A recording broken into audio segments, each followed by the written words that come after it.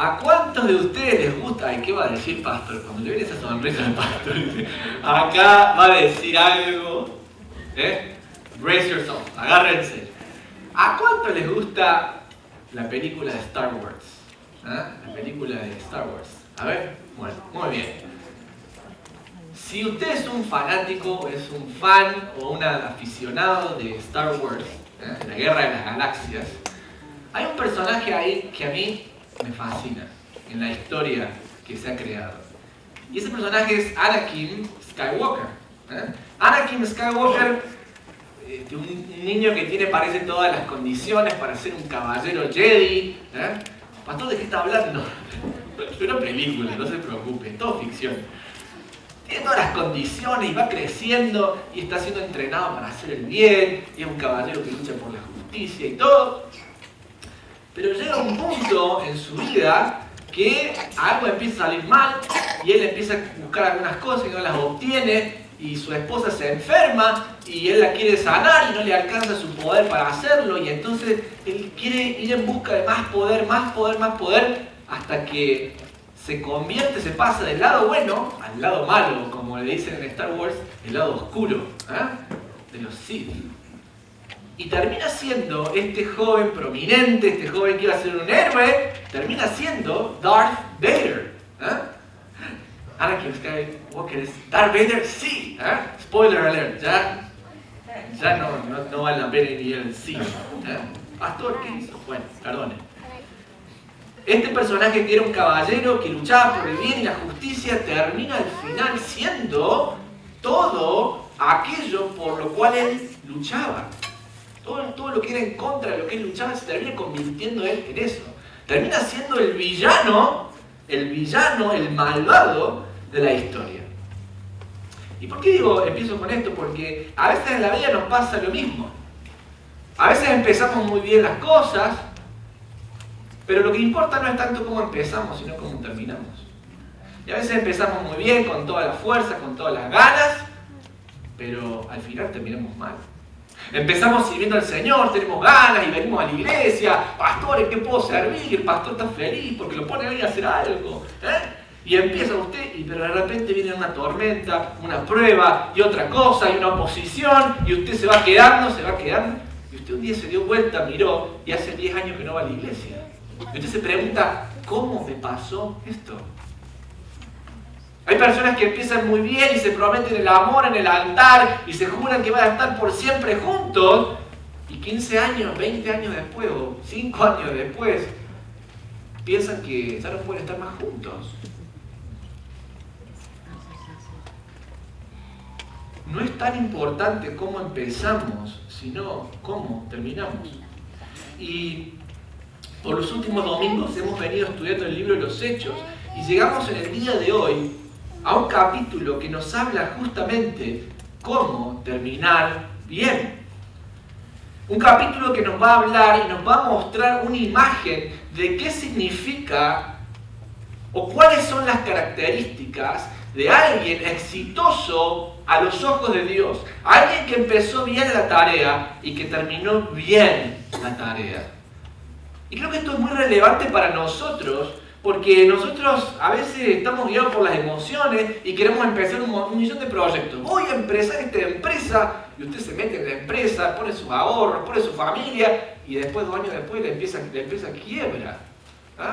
Porque no había dirección de Dios, porque usted se dejó llevar por una emoción. Pero, pastor, no importa que no es creyente. A mí me gusta, es mi novio, me gusta, y me quiero casar con él, pero no es creyente. Bueno, pero va a ver que las cosas van a funcionar y te casas con una persona que no es creyente y después las cosas terminan mal. Pero lo que vamos a ver en la palabra de Dios hoy, en el libro de Hechos, en el capítulo 20, es la imagen de una persona que empezó bien, no guiada por sus emociones ni por sus impulsos, sino por el llamado de Dios, y termina su ministerio con fidelidad. Esta persona a quien les estoy hablando es el apóstol Pablo, que en el capítulo 20 vamos a ver cómo concluye su tercer viaje misionero. Este ministerio que él había recibido de Dios, cómo lo termina con fidelidad en un discurso que le da a los ancianos de la iglesia de Éfeso en Mileto. Efesios, La epístola de los Efesios es una epístola que el apóstol Pablo le escribió a la iglesia de Éfeso, que vendría a ser hoy lo que es Turquía.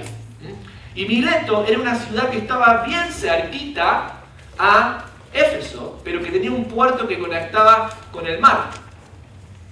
Y de ahí quería zarpar Pablo para ir hacia Jerusalén y no perderse Pentecostés, para ir a observar Pentecostés y estar en Jerusalén en ese tiempo. Ahora Pablo llega a esa ciudad y decide no pasar por Éfeso justamente para no demorarse, y desde Mileto llama a los ancianos, y cuando digo ancianos no estoy hablando de personas de edad, estoy hablando de pastores, llama a los pastores de Éfeso a que vengan hacia donde está él para tener una despedida final. Ahora recuerden que este material que Lucas ha incluido en el libro de los Hechos es instrumental. Lucas tiene un propósito. La audiencia de Lucas son estos cristianos del primer siglo, que están empezando la carrera de ser un cristiano. Están iniciando este camino de fe. Y Lucas quiere poner bien en claro cuál es la imagen, un modelo de una persona que no solamente empieza bien, sino que corre de acuerdo a las reglas de la carrera, corre con fidelidad y termina bien.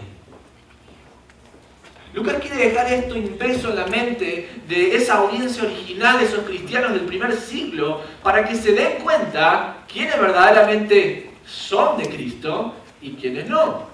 Por eso le invito a que abra su Biblia en el libro de los Hechos, en el capítulo 20. Si no tienes una Biblia, al final del salón hay un montón de Biblias que puedes usar en inglés y en español, letra grande, chiquita. Y yo estoy seguro que los ujieres van a estar más que encantados de darte una si lo necesitas. Así que el que necesite, levántese, busque una y vuelva a su silla, no me ofendo. Y si no, lea con el que está al lado, que no lo va a morder. Hechos capítulo 20, vamos a ver lo que nos dice la palabra de Dios. Vamos a iniciar la lectura en el versículo 17. Cuando llegamos a Mileto, Pablo envió un mensaje a los ancianos de la iglesia de Éfeso para pedirles que vinieran a su encuentro. Versículo 18. Cuando llegaron, Pablo declaró: ustedes saben que desde el día que pisé la provincia de Asia hasta ahora, he hecho el trabajo del Señor con humildad y con muchas lágrimas. He soportado las pruebas que vinieron como consecuencia de las conspiraciones de los judíos. Nunca me eché para atrás a la hora de decirles lo que necesitaban oír, ya fuera en público o en sus casas. He tenido un solo mensaje para los judíos y los griegos por igual: la necesidad de arrepentirse del pecado, de volver a Dios y de tener fe en nuestro Señor Jesucristo. Entonces, cuando nosotros pensamos en esta pregunta que nos hacíamos inicialmente, ¿cuáles son las características de un líder o de una persona, un cristiano exitoso, no ante los ojos del mundo, sino a los ojos de Dios? ¿Cuáles son esas características que tiene esa persona que va a tener éxito en la vida, no de acuerdo al criterio del mundo, sino ante los ojos de Dios? ¿Usted quiere ser una persona exitosa bajo los ojos de Dios?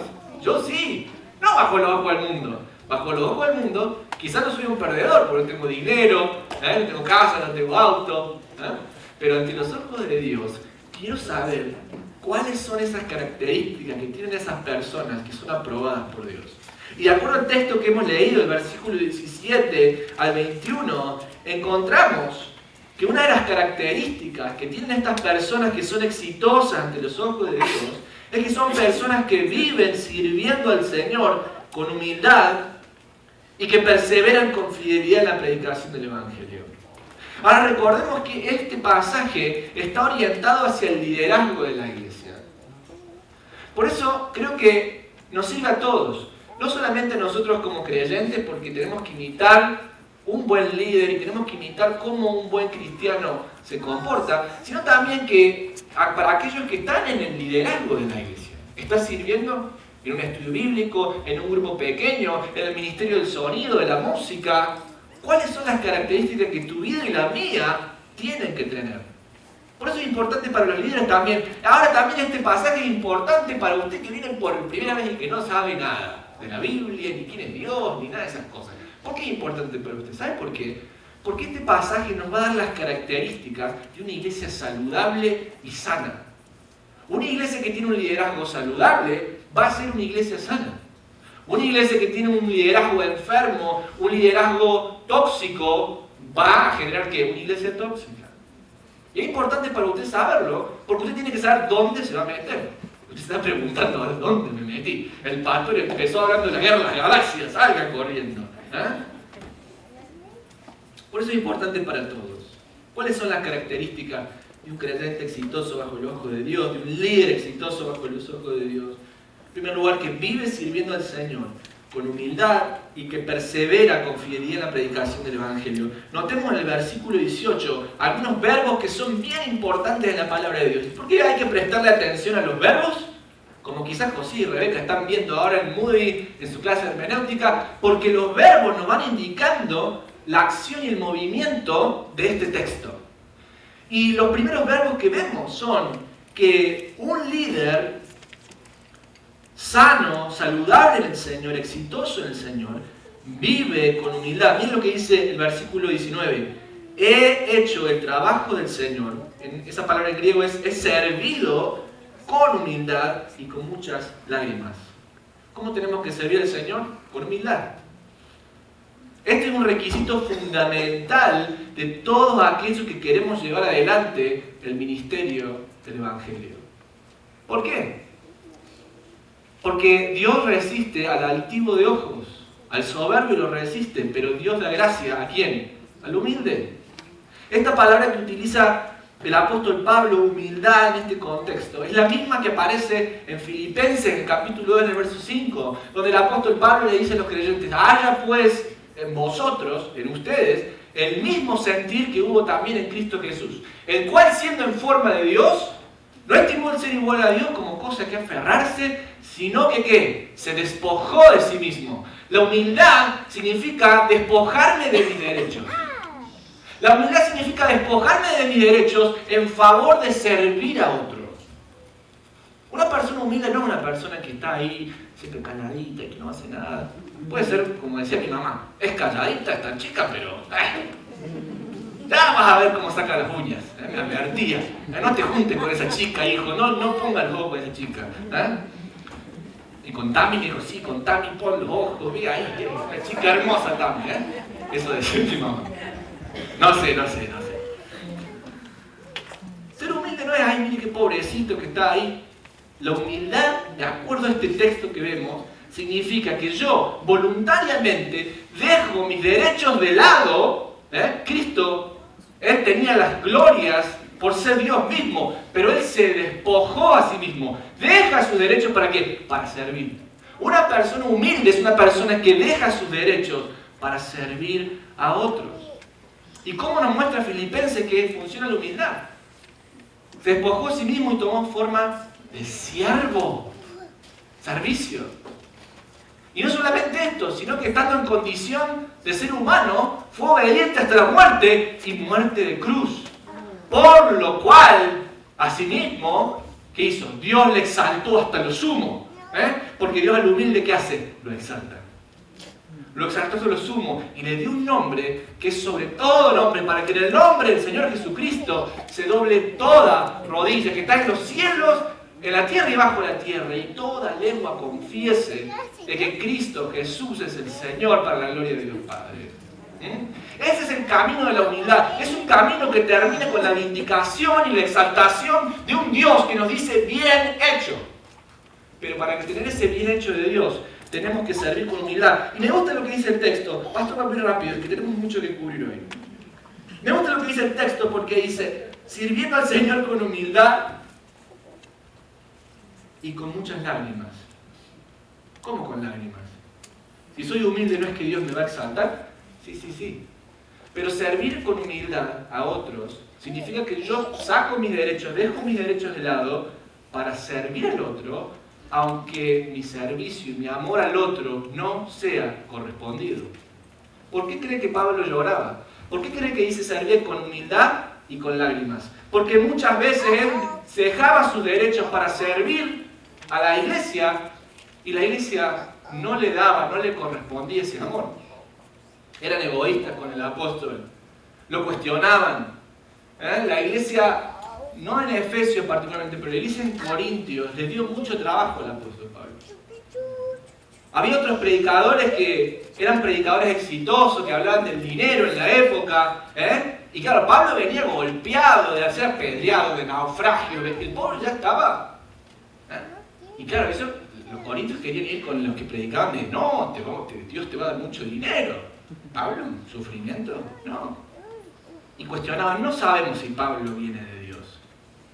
Después de todo lo que el apóstol Pablo hacía por ellos, muchas veces el apóstol recibía ingratitud de parte de aquellos a quien él servía.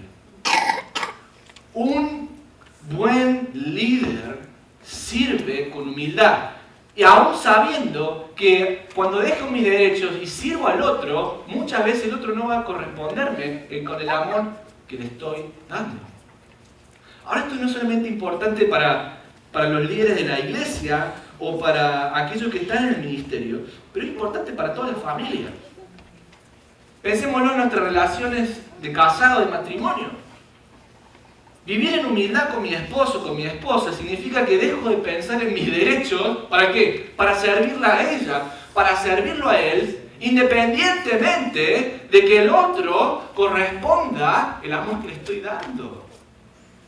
Eso es vivir con humildad. Y por eso el apóstol Pablo dice muchas lágrimas. ¿Por qué? Porque cuando nosotros damos amor y recibimos ingratitud, ¿cómo queda el corazón de uno? Partido.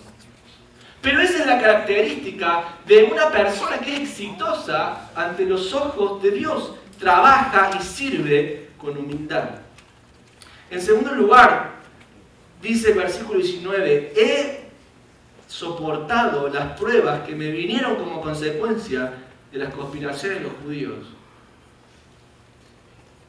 Una persona que sirve al Señor de manera exitosa y efectiva. No es solamente una persona que sirve con humildad, sino una persona que puede aguantar las pruebas y la oposición que le trae la vida y el ministerio.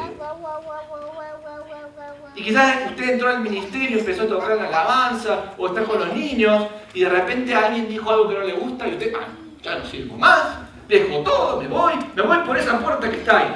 La puerta de atrás, no salí ni por la puerta de atrás, se va por la puerta de atrás. No, yo así no puedo más. ¿Por qué? Porque se desanimó, porque alguien le dijo algo que no le gustó, o porque la vida le trajo una prueba, o porque Dios lo está probando con algo. ¿Y qué hace usted? Se desanima. Ahora, ¿cuál es la característica de un líder exitoso, de una persona exitosa ante los ojos de Dios? Es una persona que por la gracia de Dios y en la fuerza del Espíritu Santo soporta las pruebas. El apóstol Pablo estaba diciendo de los judíos que se le oponían a él. Si usted lee el capítulo 16 y 17 de Hechos, se va a ver que Pablo predicó en la provincia de Macedonia, que vendría a ser la iglesia de Filipo, Tesalónica, Berea. Predicaba en una ciudad y los judíos lo perseguían. Pablo se escapaba a otra ciudad y lo perseguían estas personas ahí. Y lo iban persiguiendo, así lo iban persiguiendo. Lo apedrearon, le pegaban latigazos, lo metían a la cárcel. Y este hombre aguantaba y seguía. Miren lo que dice el versículo 20, otro verbo muy importante. Nunca me eché para atrás. O puede ser también traducido como que nunca escondí una parte de la verdad para congraciarme con ustedes. Nunca me eché para atrás a la hora de decirles lo que necesitaban oír. Un buen líder no es una persona que, nos palmea la espalda, dale que va todo muy bien, vas perfecto, y que nos alienta siempre te voy a apoyar. Siempre... No. Un buen líder es alguien que nos dice las cosas como son. Y que no tiene miedo de que nosotros ya no lo querramos más. ¿Por qué? Porque es fiel a la palabra que Dios le ha dado. Nunca me eché atrás a la hora de decirle lo que necesitaban oír, no lo que querían oír, lo que necesitaban oír, ya fuera en público o en sus casas. He tenido un solo mensaje para los judíos y los griegos por igual: la necesidad de arrepentirse del pecado, de volver a Dios y de tener fe en nuestro Señor Jesucristo. Un líder exitoso bajo los ojos de Dios es una persona que persevera a pesar de la oposición con fidelidad a la palabra de Dios. Arrepentirse de nuestros pecados, volverse a Dios y poner la fe en Jesucristo. Pastor, ¿por qué nunca habla del dinero y cómo tenemos más dinero y cómo podemos ser felices? Porque eso no está aquí. Y eso nosotros tenemos que tener en cuenta, se lo digo a los líderes de la iglesia, perseveremos en estas cosas, perseveremos en la doctrina que está en la palabra de Dios. Esto mismo le dice el apóstol Pablo a Tito cuando lo pone en la iglesia en Creta, que lo podemos encontrar en el capítulo 2, en el verso 15, que insistamos en el Evangelio. Miren lo que dice.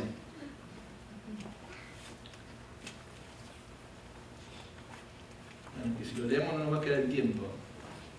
Pero luego que el apóstol Pablo pinta con un pincel la gracia de Dios a través del Evangelio, le va a decir a Tito, en estas cosas insiste y exhorta. Ahora te dirán, ¿qué tiene que ver esto conmigo, pastor? Yo no soy líder ni nada. Bueno, tiene mucho que ver. Porque tiene que ver, si tú no estás sirviendo en la iglesia, ni eres parte de la iglesia, ¿cómo es tu relación con los líderes de la iglesia? Con tu maestro de estudio bíblico, con tu coordinador del grupo pequeño, con aquellos que sirven. ¿Cómo es tu relación con ellos? ¿Sabes por qué? Porque un buen líder no está para palmearte la espalda y apoyarte en todo cuanto tú quieras hacer. Un buen líder va a mantenerse fiel a transmitirte el consejo de Dios. Y esto es importante, ¿sabes por qué? Porque muchas veces creemos que en la iglesia venimos solamente a escuchar cosas que nosotros queremos escuchar. Y cuando el pastor nos confronta, nos ofendemos. No, me ofende, me voy. Como si la confrontación no fuera parte de la vida del cristiano. Miren lo que dice el apóstol Pablo a los Corintios en el capítulo 7, en la segunda epístola de los Corintios, capítulo 7, del verso 8. Miren lo que le dice el apóstol Pablo a los Corintios. No lamento haberles enviado esa carta tan severa, aunque al principio sí me lamenté porque se les causó dolor durante un tiempo. Es decir, cuando un líder de la iglesia nos confronta con la palabra de Dios, ¿saben qué va a pasar? No te va a gustar. No le va a gustar ni a usted ni a mí. Cuando viene alguien y me confronta, no me gusta. No me gusta. Y a veces la confrontación va a traer dolor. Versículo 9. Pero ahora me alegro de haberle enviado, no porque los haya lastimado, sino porque el dolor hizo que se arrepintieran y cambiaran su conducta. Fue la clase de tristeza que Dios quiere que su pueblo tenga, de modo que no les hicimos daño de ninguna manera. Pues la clase de tristeza que Dios desea que suframos nos aleja del pecado y trae como resultado salvación. No hay que lamentarse por esa clase de tristeza, pero la tristeza del mundo, a la cual le falta arrepentimiento, resulta en muerte espiritual. Miren, el día que ustedes vengan a mí a decirme que están viviendo en pecado, ay, sí, pastor, yo miento cuando me hago mis impuestos, pero si yo no les digo nada, ustedes salgan corriendo. Si su líder no les dice nada, salgan corriendo. ¿Por qué? Porque Romanos 13, ¿qué nos dice? Paguen a todo lo que es debido, al César lo que es del César, al tributo, al que le pide tributo, tributo, al honor, honor, respeto, respeto. El día que ustedes vengan y me digan, pastor, estoy teniendo relaciones sexuales con mi novia, pero no nos casamos todavía, yo le digo, bueno, no te preocupes, eso de llegar virgen al matrimonio es una cuestión de antes, salgamos corriendo, me voy yo también. ¿Por qué? Porque nosotros tenemos que mantenernos fieles a lo que dice la palabra de Dios. Huid de la fornicación, nos dice la palabra. El sexo fue algo hermoso creado solamente para el marco del matrimonio.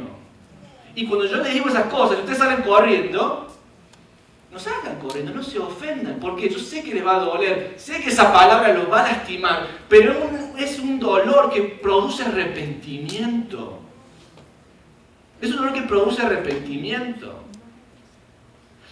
Una de las funciones vitales que tiene un obispo, un pastor, un líder de la iglesia es no diluir el evangelio de Dios. Y cuando estoy hablando del evangelio, estoy hablando del consejo de Dios en su palabra. No nos podemos diluir. Miren, en Argentina, mi esposa y yo trabajamos con los jóvenes, tuvimos un campamento, no con los jóvenes, esa oportunidad con los niños, estábamos en todo. Ahora que pienso, un campamento con los niños.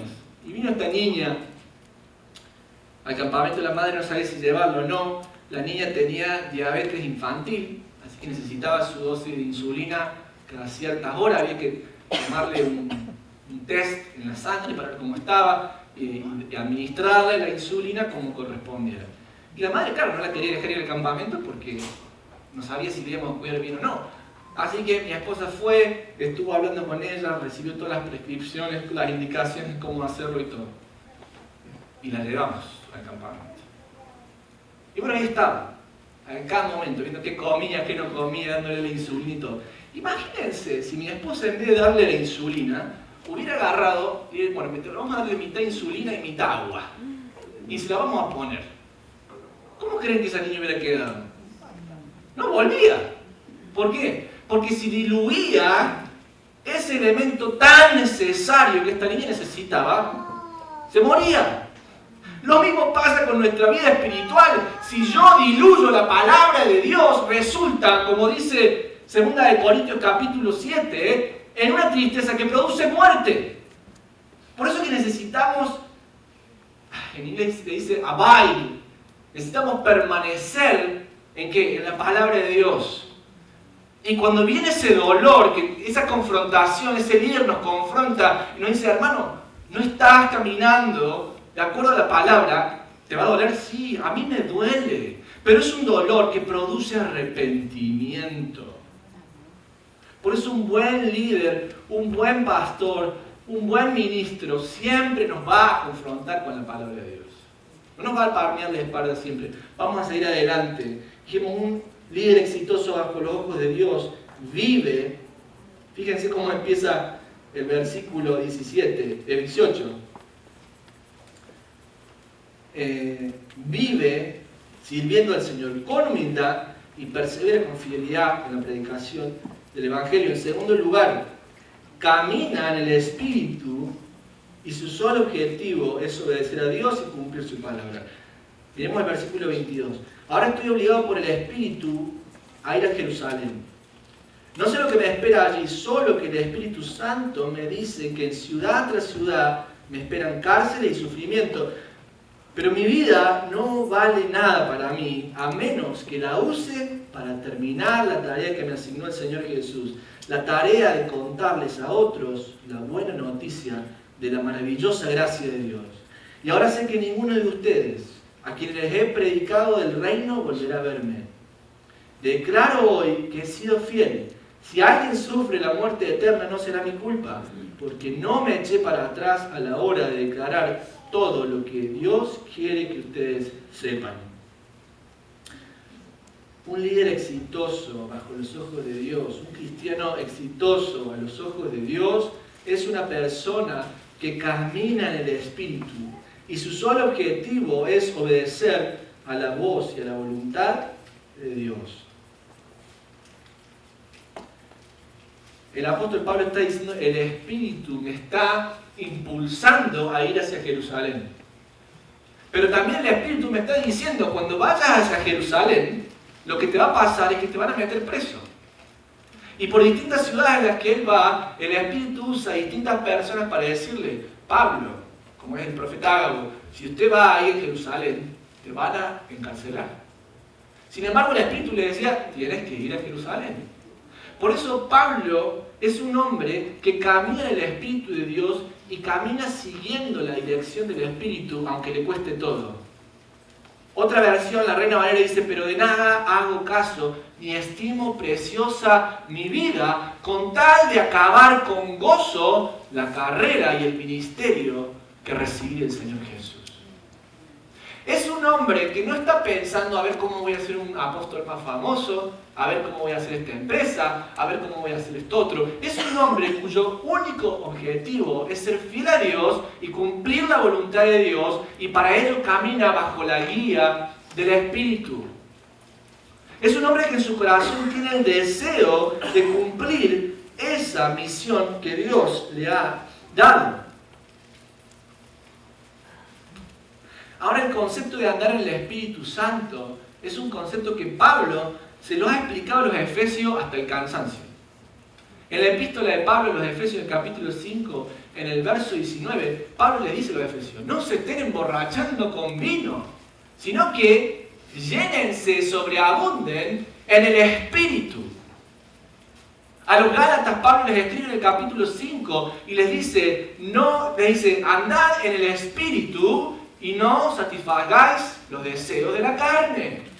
¿Y qué significa andar en el Espíritu entonces? Colosenses capítulo 3, verso 16, que la palabra de Dios mora en mi vida en abundancia. ¿Qué significa caminar en el Espíritu? Gálatas capítulo 5, verso 20 en adelante, el fruto del Espíritu Santo, ¿cuál es? Amor, gozo, paz, paciencia, benignidad, bondad, mansedumbre. Sobre todas estas cosas, dice el apóstol Pablo, no hay ley. Caminar en el Espíritu es que vivamos sometidos, sujetados a la voluntad de Dios, y que mi vida empiece a producir estas cosas. ¿Hasta cuándo vamos a estar en nuestra vida produciendo fruto de la carne? Sí, pero es que ese líder, no quiero servir ese ministerio porque ese líder pierde la cabeza rápido. Y se enoja y le grita a todos. Bueno, ¿saben qué, querido? No puede ser líder gritándole a todo el mundo. No puede ser líder maltratando a la gente. No puede. ¿Por qué? Porque tenemos que caminar en el Espíritu, y el Espíritu Santo, ¿qué produce en nosotros? Paciencia. Mira, a veces a mí se me agota la paciencia. Ya debería estar en la cárcel por tantas cosas que he pensado, digo, ¿qué voy a hacer con esta iglesia? Tenemos que ser pacientes, y esperar, y aguantar, y dar otra oportunidad. Ser fieles. Ser paciente no significa que no digamos las cosas como son, pero decirlas de una buena manera. Hablar la verdad en amor. Por eso, si estás liderando un ministerio, si te tocó hacer un servicio, tu objetivo más grande no es que las cosas salgan bien, que el programa salga como lo planeamos, que la música suene como salió en el ensayo. Nuestro objetivo más grande es terminar nuestra carrera con gozo y cumplir el ministerio que recibimos del Señor Jesucristo en el Espíritu. En el Espíritu. Caminemos en el Espíritu. Caminemos en amor, en bondad, en benignidad, en paciencia, en mansedumbre. No podemos estar como, me acuerdo del Chavo del 8 cuando, no sé quién era, venía, creo que el Chavo o alguien más, y le decía al otro, buenos días, ¿qué tienen de bueno? Y le respondía, no sé si era Don Ramón, estaba enojado. No podemos contestar así, no podemos hacer eso. Tenemos que vivir bajo el Espíritu. Y ahora te dice, bueno, pastor, pero yo no soy líder de la iglesia, yo recién vengo y estoy conociendo al Señor, ¿y qué hay para mí? Bueno, lo que hay para ti es esto, que así como los líderes tienen que seguir este ejemplo de vivir el Espíritu, eso también se aplica para ti, si has sido llamado a salvación por medio de la fe en Cristo Jesús. Tienes que vivir de acuerdo al Espíritu y no satisfacer los deseos de la carne. Te hago esta pregunta esta mañana: ¿cuál es tu objetivo principal en la vida? Y quiero prosperar, quiero ser más lindo. Bueno, mira, vaya a hacer una cirugía si quieres ser más lindo. Quiero prosperar, no sé, vaya y trabaje más. Pero ese no es el objetivo que nos pone la palabra de Dios. Ese no es.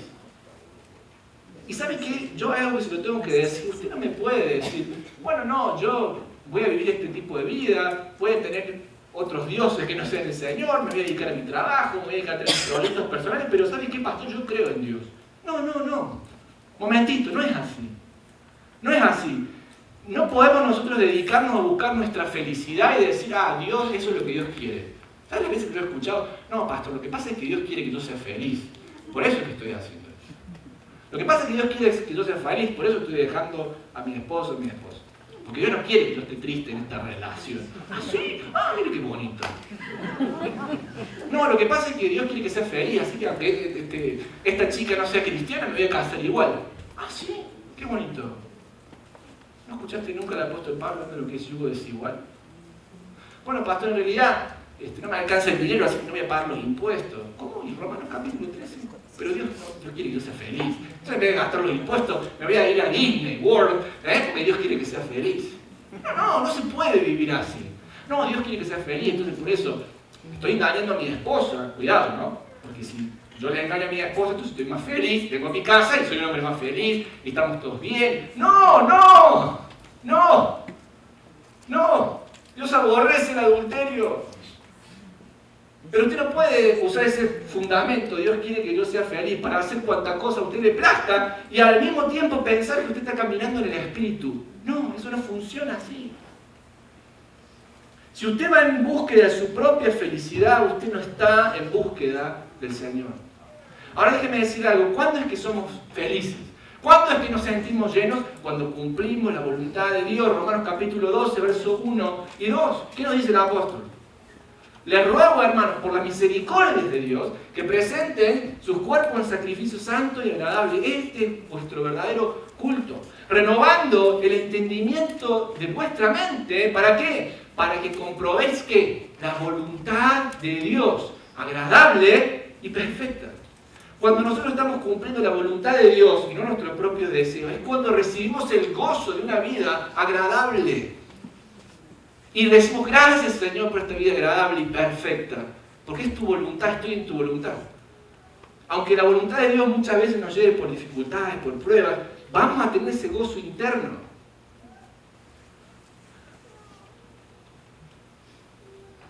El norte de tu felicidad no puede ser tus propios proyectos, tiene que ser la voluntad de Dios. Y usted mira, bueno, pero ¿cómo sé si estoy haciendo la voluntad de Dios? ¿Cómo sabes que estoy haciendo la voluntad de Dios? Sabemos que estamos haciendo la voluntad de Dios cuando cumplimos su palabra. El Salmo 40, en el versículo 8, el salmista dice, ¿qué dice el salmista? Señor, encuentro gozo. Dice, el hacer tu voluntad, Dios mío, me ha agradado. ¿Y qué más dice? Y tu ley está en medio de mi corazón. El hacer la voluntad de Dios no puede ser incompatible con la ley de Dios. Por eso usted no puede decir, no, es la voluntad de Dios, no sé, que yo engañe a mi esposa. No, ¿por qué? Porque la ley de Dios no está en su corazón, porque Dios justamente nos dice, no adulterarás. Usted no puede decir, bueno, es la voluntad de Dios que, no sé, yo me vaya de mi casa y haga mi vida, cuando Dios te dice que respetes a tus padres y que los honres. Y no, tú no puedes decir, no, pero esa es la voluntad de Dios. No, porque la voluntad de Dios siempre va a estar equiparada con lo que Él enseña en su palabra. ¿Y por qué quiero aclararles esto? Porque esto es una gran confusión que tiene todo el mundo hoy y los cristianos en general. Tenemos esta confusión de que yo digo, yo creo en Dios, sí, yo creo en Dios y soy fiel a Dios, pero ¿hace cuánto que vas a la iglesia? No, hace como 10 años que no voy. Ajá. ¿Cómo? Sí, pero no, pastor, yo creo en Dios y yo tengo mi propia relación con Dios. No, no funciona así. No funciona así, porque Dios dice en su palabra, no dejando de congregarnos como algunos tienen por costumbre.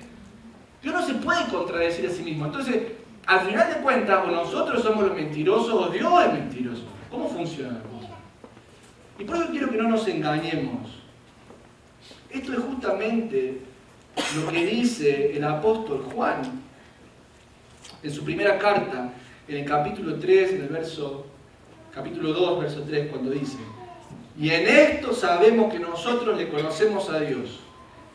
¿Sí qué? Si guardamos sus mandamientos. El que dice, que yo no soy el que lo estoy diciendo, me salió bien en español, que no soy yo el que lo digo, que lo está diciendo el Señor. El que dice, yo le conozco y no guarda sus mandamientos, tal es mentiroso. Pastor, ¿cómo me va a decir eso? Pero te está ofendiendo la palabra de Dios, yo no. El que dice, yo le conozco y no guarda sus mandamientos, tal es mentiroso. Y la verdad no está en él. Pero el que guarda su palabra, en este verdaderamente el amor de Dios se ha perfeccionado. Por esto sabemos que estamos en él. Escuchen bien esto. El que dice que permanece en él, debe andar como él anduvo. tu vida, mi vida. Si yo digo que estoy en la voluntad de Dios, bueno, pues tengo que andar como Cristo anduvo. Tengo que guardar sus mandamientos, permanecer en su palabra. Esto lo dijo el Señor Jesucristo en Juan, en el capítulo 8, el verso 32. Venía caminando Jesús y se dio vuelta y le dijo a los judíos que habían creído en Él: ustedes son verdaderamente mis discípulos si guardan mis mandamientos. Pero nosotros vivimos en un mundo donde pensamos que podemos hacer lo que nosotros querramos y Dios nos va a bendecir. No, porque Dios quiere que yo sea feliz. No, porque Dios me va a bendecir, Dios es bueno. Guarda. En el capítulo 15 de Juan, el Evangelio de Juan, Jesús dijo: ustedes son mis amigos si hacen lo que yo les digo. En aquel día me dieron mucho: Señor, Señor, en tu nombre hicimos esto, en tu nombre hicimos esto. En aquel día, en el día del juicio, yo les diré: apartados de mí, hacedores de maldad, nunca os conocí. Por eso no importa que usted vaya una vez a la iglesia o que usted alguna vez fue a la cocina de la iglesia a servir comida a los pobres, eso no le va a salvar. Entonces, ¿qué necesitamos, pastor? ¿Tenemos que hacer cosas? No, la única obra, dice Jesús, que tenemos que hacer es poner la fe en Cristo Jesús. Y que el Espíritu Santo de Dios nos transforme de adentro para afuera. Por eso no podemos, el árbol de pera no puede producir manzanas. Para que el árbol de pera produzca manzanas, tiene que haber una conversión adentro de ese árbol para que sea un manzanal y de manzanas. Así que no se trata de que usted se ponga a hacer cosas, se trata de que el Espíritu Santo de Dios le transforme y le guarde y le cambie desde adentro. Están callados hoy. ¿Está enojado, pastor? No, no estoy enojado. Número 3. Una persona exitosa ante el ojo de Dios es una persona que vela por el pueblo de Dios, alimentando el rebaño y cuidándolo de las falsas enseñanzas. El versículo 28 dice: entonces cuídense a sí mismos y cuiden al pueblo de Dios. Alimenten y pastoreen el rebaño de Dios, su iglesia. Escuchen esto: comprada con su propia sangre, sobre quien el Espíritu Santo los ha designado ancianos. Así que después de mi salida vendrán en medio de ustedes falsos maestros, como lobos rapaces, y no perdonarán el rebaño. Incluso algunos hombres de su propio grupo se levantarán y distorsionarán la verdad para poder juntar seguidores. Cuidado, recuerden los 3 años que pasé con ustedes de día y de noche, mi constante atención y cuidado, así como mis muchas lágrimas por cada uno de ustedes. Y ahora los encomiendo a Dios y al mensaje de su gracia, que tiene poder para edificarlos y darle una herencia junto con todos los que Él ha consagrado a sí mismo. Se nos está yendo mucho el tiempo, pero déjenme decir algunas cositas. Una de las tareas más importantes que tienen los pastores, los obispos, los ancianos de la iglesia, es alimentar el rebaño ¿con qué? Con la palabra de Dios. Número 1. Número 2, otra obligación que tenemos aquellos que somos obispos, pastores y ancianos es que cuidar que el rebaño no entre en falsas doctrinas y falsas enseñanzas. Y las falsas enseñanzas van a salir, dice Pablo, de la propia congregación y de afuera. Por eso es que la palabra de Dios tiene que ser rectora, el norte de la brújula que guía a la iglesia. Porque si no, ¿cómo sabemos si alguien dice algo que es verdadero o falso? Bueno, hay que medirlo con la palabra de Dios. Y esta es una obligación que los pastores tienen. Por eso, mire, vamos a cumplir un poco lo que dice el texto de esta mañana. En la época había un montón de falsos maestros que se querían aprovechar de las congregaciones para sacarles el dinero. Y yo les quiero hablar de los predicadores que usted ve en la tele, en YouTube, en internet, que parecen súper famosos, que usted los escucha hablar y dice: la verdad que me llegó ese mensaje, porque son muy buenos comunicadores. No son como yo que me pongo a gritar acá solo. Son gente que habla muy bien, se expresa correctamente y saben cómo endulzarle el oído, saben cómo agarrarlo. Pero tengan cuidado. Escuchen lo que dice ese predicador, ese pastor. ¿Está diciendo lo que dice la palabra de Dios o dice otra cosa? Porque hay mucha gente, muchos predicadores que son muy exitosos, muy famosos, pero lo único que quieren es sacar ventaja de usted y de su bolsillo. ¿Quieren su dinero? ¿O lo quieren usted solamente para acrecentar su fama? Cuidado con Joel Osteen. Cuidado con ese profeta Maldonado. El apóstol Maldonado, no sé qué. Apóstol Maldonado. Cuidado. Son falsos maestros. Cuidado con Joyce Meyer. Cuidado. Falsos maestros. Cuidado con Cash Luna. Falsos maestros. Cuidado. Mucho cuidado. Ay, pastor, pero habla tan lindo. Sí, a mí también me gusta. Ahora me escuchan ahí a ver qué tiene que decir. Porque como que uno lo atrapan. Pero cuidado, no están hablando la palabra de Dios. Lo único que a esa gente le importa es su fama y su dinero. Y van a tratar de tomar ventaja de usted. Por eso es importante que los pastores, los líderes de la iglesia insistan en estas cosas. No tenemos tiempo para estos pasajes, pero en 2 de Timoteo y en la epístola de Tito, Pablo le dice a Timoteo, a quien puso de anciano en Éfeso, y a Tito, a quien puso en Creta, que insistan en estas cosas. Insistan, y denle, y machaque, Como la madre ahí cuando le dice, lleva la campera, lleva el abrigo, lleva la chaqueta, lleva la chaqueta, lleva la chaqueta y lleva la chaqueta. Machaca a la madre que lleve la chaqueta. ¿Y el niño qué hace? Se va sin la chaqueta. Así tiene que ser un pastor y tal, dale, machacando. Miren, le pongo un ejemplo. ¿Por qué es tan importante esto? Incluso Tito dice que los líderes de la iglesia tienen que callar. Escuchen esto. Y reprender y corregir con severidad a aquellos que están propagando la falsa doctrina. ¿Y por qué nos pone esta obligación a los líderes y a los ancianos de la iglesia? ¿Saben por qué?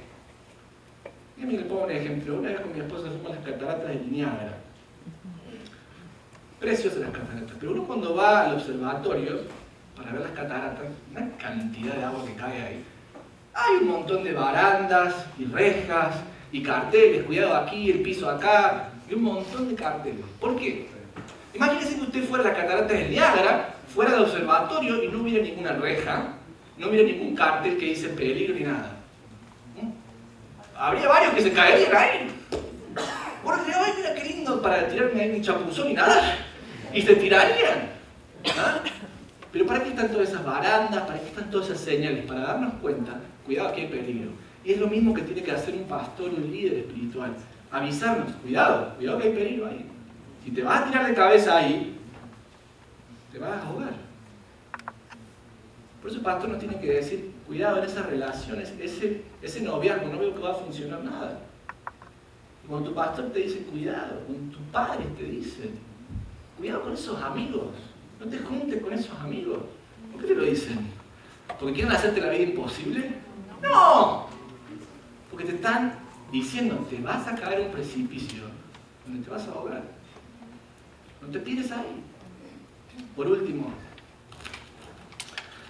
antes de avanzar al último punto, quiero notar algo más.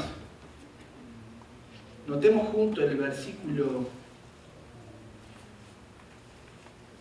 28, donde Pablo le dice a los ancianos, alimenten y pastoreen el rebaño de Dios, su iglesia, comprada con su propia sangre, sobre quien el Espíritu Santo los ha designado como ancianos. El que designa y pone los pastores en una iglesia es el Espíritu Santo de Dios. ¿Cómo hablamos del pastor? Yo no quiero saber, no me lo digan a mí. ¿Cómo hablamos de nuestros pastores?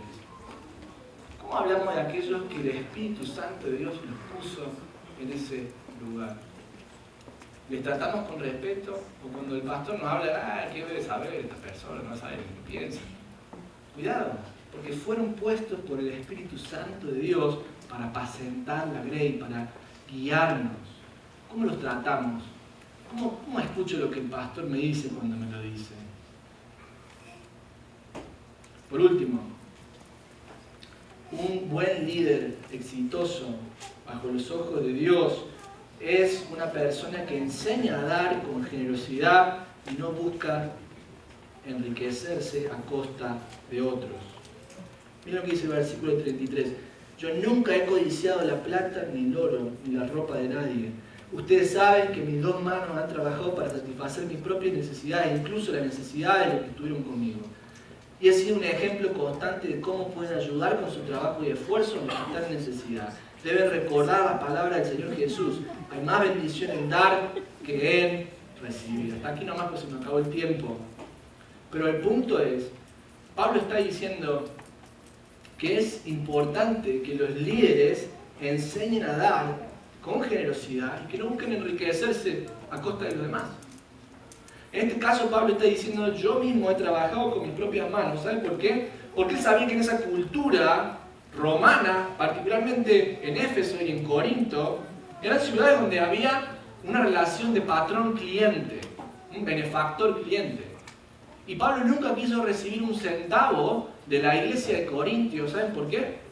Porque él no quería que la persona que le diera dinero se sintiera que tenía algún derecho sobre Pablo, y que le dijera, bueno, ahora Pablo usted va a tener que hablar lo que yo digo, porque yo soy el que estoy apoyando el ministerio, yo soy el que le pago las cuentas, así que ahora usted predique el evangelio de acuerdo a lo que me haga bien a mí.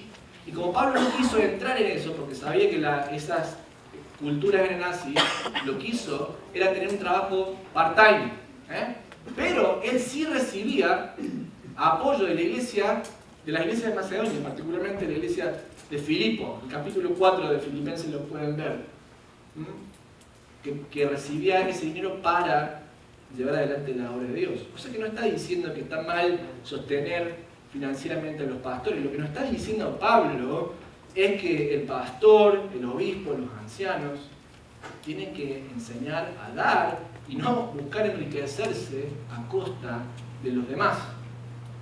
Por eso, si eres líder en el día de hoy, tú tienes que hacerte esta pregunta: ¿cómo estoy enseñando a dar a la gente que Dios puso en mi cargo?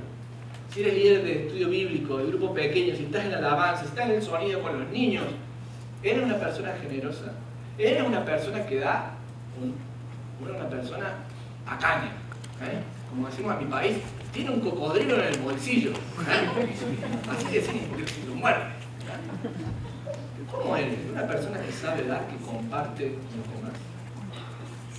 Pablo termina, después del viaje de Mileto, cae preso en Jerusalén, y en Jerusalén lo llevan preso hasta Roma, donde en Roma tiene su prisión final y ahí muere.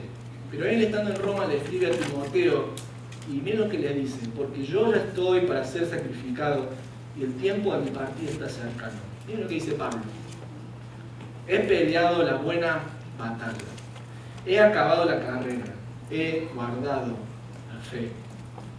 Por lo demás, me está guardada la corona de justicia, la cual me dará el Señor juez justo en aquel día, y no solo a mí, sino también a todos los que aman su venida.